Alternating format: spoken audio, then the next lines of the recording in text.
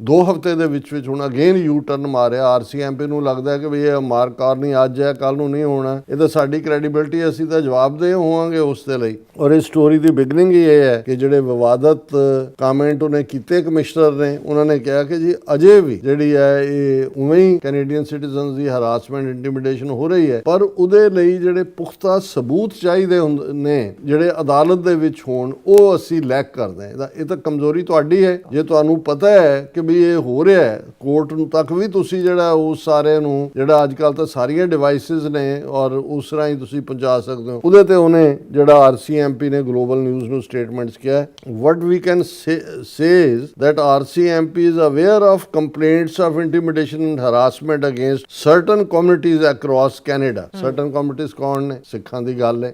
ਸਾਨੂੰ ਪਤਾ ਹੈ ਵੀ ਉਹਨਾਂ ਨੂੰ ਇੰਟੀਮੀਡੇਸ਼ਨ ਔਰ ਹਰਾਸਮੈਂਟ ਹੋ ਰਹੀ ਹੈ। The RCMP and the broader government of Canada is also aware that foreign states are engaging in such activities in Canada. The police force added in a response to a question। उन्होंने कहा जी हाँ सानू पता है भी foreign governments और दूसरी Indian ਜ਼ਾਹਰ ਹੈ ਕਿ ਵੀ ਉਹਦੇ ਚ ਇਨਵੋਲਵ ਨੇ।